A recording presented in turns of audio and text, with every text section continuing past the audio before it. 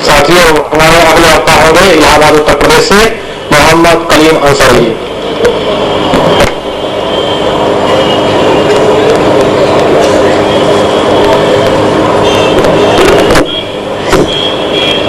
इस चर्चा सत्र के अध्यक्ष वामन मेश्राम जी, मौर्या जी, हमारे साथी मंसूर अहमद कुंजरा साहब, अयूब खान पठान साहब, जकरिया साहब और पूरे देश से कोने कोने से आए हुए वामसेक के डेलीगेट्स। साथियों, ये जो आज का विषय है कि मुसलमानों ने अपनी जो पहचान यहाँ पे खो दी है, मूल निवासी की पहचान जो खो दी है, यही उनकी राष्ट्रीय समस्या है। मैं थोड़ा सा इतिहास में जाकर आपको बताना चाहता हूँ कि भारत में इस्लाम धर्म में परिवर्तन यहाँ के मूल निवासियों का 2 फेसेज में बड़े पैमाने पर हुआ।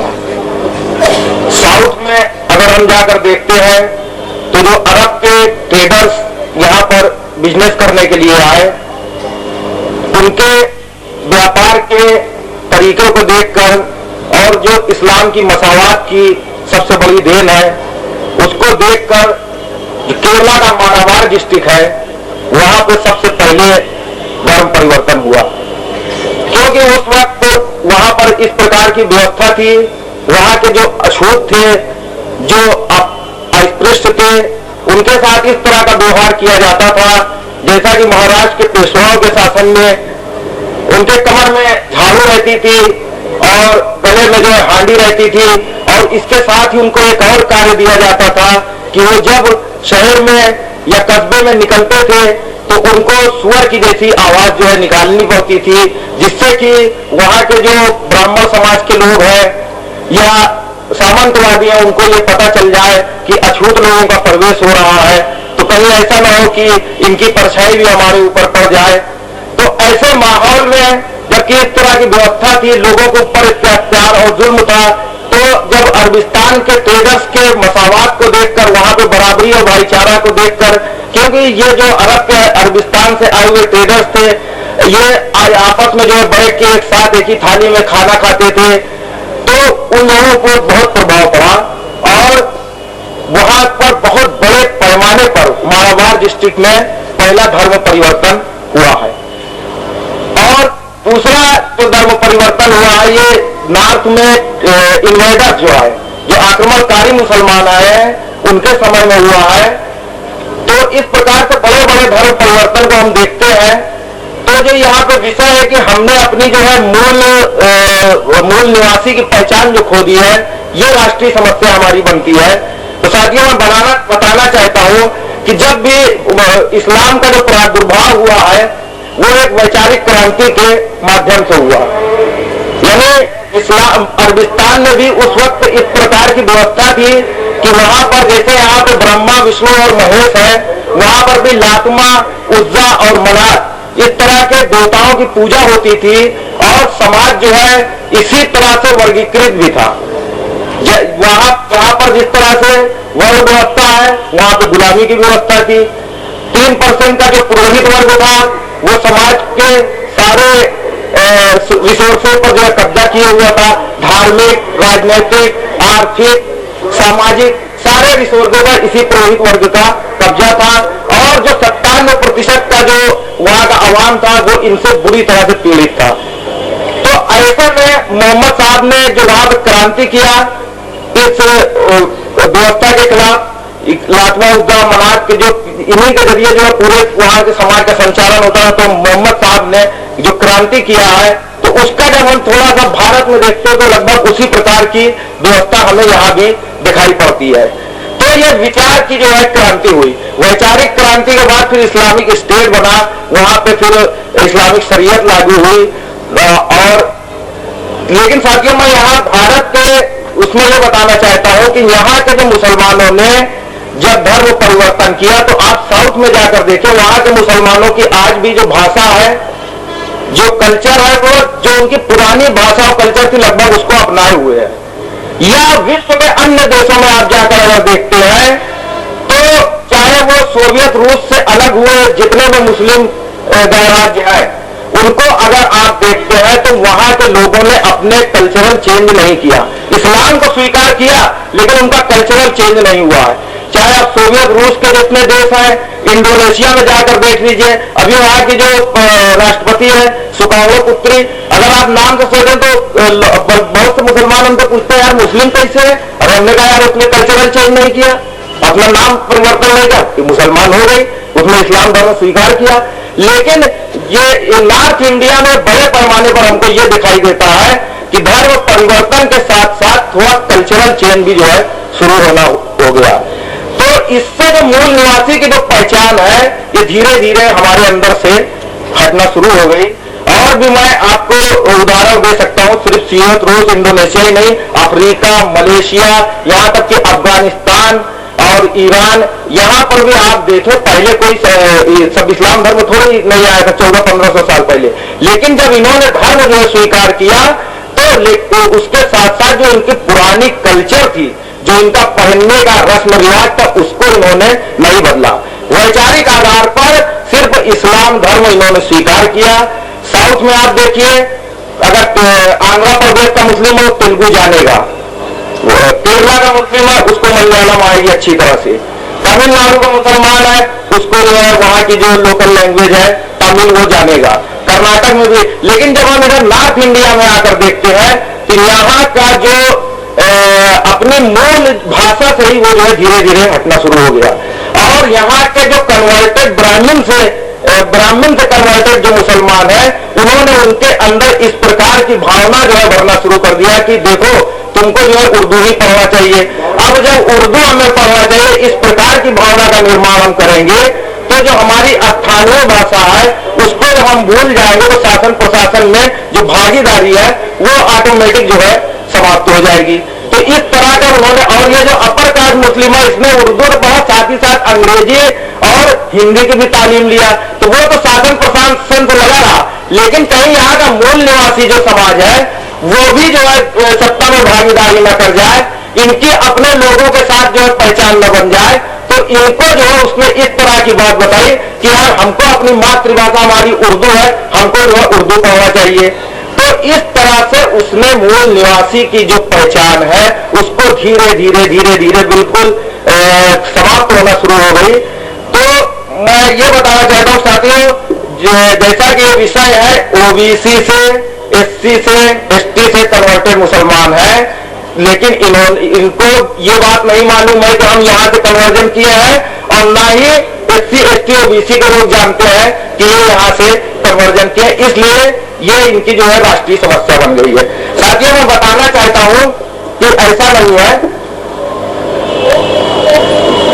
अगर आप जब इस्लाम धर्म में परिवर्तन शुरू हुआ है तो आप अगर नॉर्थ इंडिया में आकर देखें तो कोरी बरादरी जो कि शेड्यूल कास्ट में आती है, इसके बहुत बड़े पैमाने पर धर्म परिवर्तन हुआ। खास करके उत्तर प्रदेश के पूर्वी जिलों में और बिहार में ये कोरी बरादरी ने जो धर्म परिवर्तन किया, आज वही जुलाहा या अंसारी जिसको आप कहते हैं इस रूप में खड़ी हुई दिखाई देती है। उसके बाद कुशवाहा बरादरी से, पासी से, चमार से, अन्य बरादरियों से, जैसे अभी मास्टर मंसूर अहमद साहब बता रहे थे कि कुंदवा बरादरी, ये इसका कन्वर्जन कहां से हुआ है? यही यहाँ के जो कुशवाहा और खटीक है उससे जो इन लोगों का कन्वर्जन आप पैसे के एतबार से देखें, इनका भी वही कार्य है जो कि यहाँ का खटीक करता है। इसी तरह से जो कुरैशी है जिसको कस्साब कहा जाता है या चिक, इनका कन्वर्जन अगर आप जाकर देखें, इनकी बस्तियां गांव में जाकर देखें तो चमारों की बस्ती से जो है लगी हुई मिलती है, क्योंकि जो काम जो पहले चमार करता था चमड़ा उतारने का, वही कार्य जो है आज का कसाई या चिकुआ कर रहा है। तो ये सारे कन्वर्जन यहाँ के मूल निवासियों से हुए हैं। यादव ने धर्म परिवर्तन किया, गद्दी बन गया।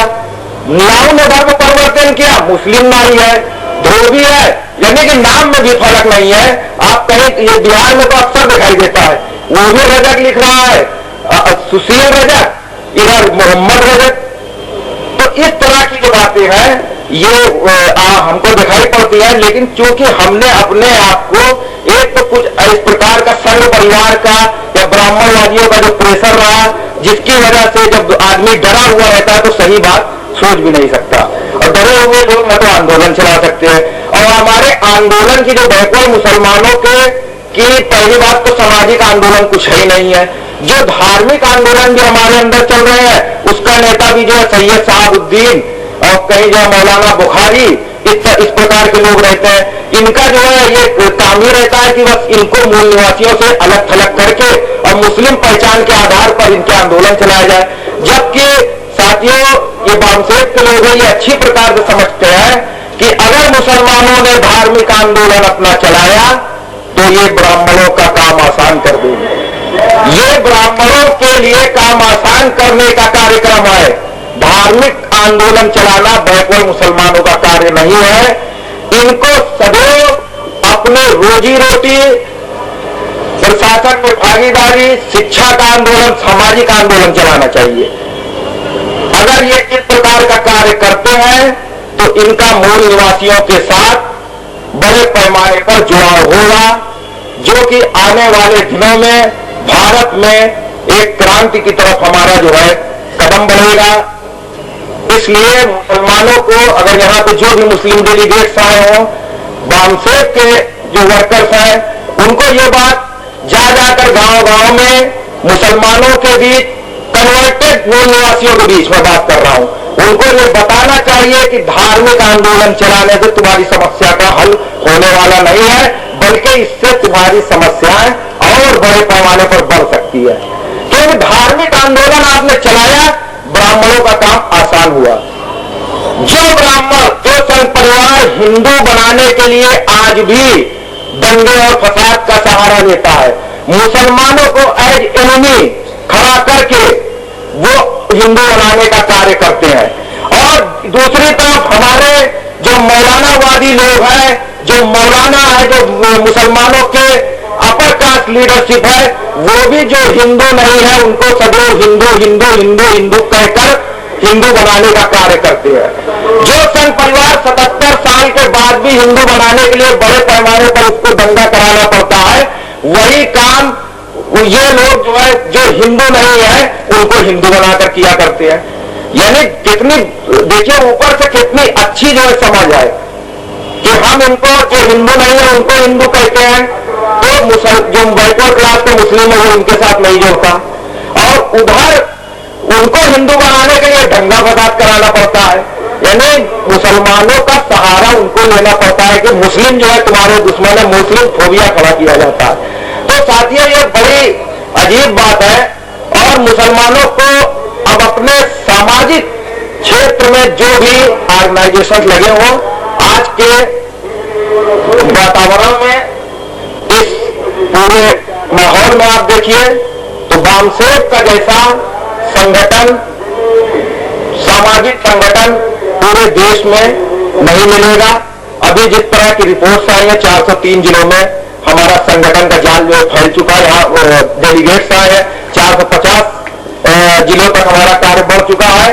और आने वाले दिनों में हम पूरे भारत के जिलों में अपनी नेटवर्किंग करेंगे, तो सारे भारत के गांव में, जिलों में मुसलमान भी बसते हैं, यानी जो कन्वर्टेड मूल निवासी है, तो उसको भी इस आंदोलन से जोड़ना चाहिए।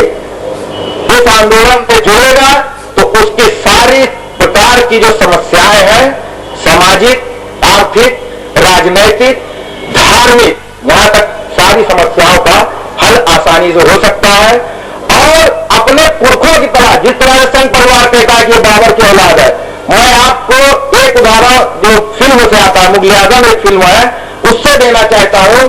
उसका एक डायलॉग है कि जो सलीम उस अनारकली से जो है प्यार करता रहता है, तो अकबर उसमें रोया इसलिए अटकाते हैं कि वो कहता है कि मैं मोहब्बत का दुश्मन नहीं हूं, अपने उसूलों का गुलाम हूं।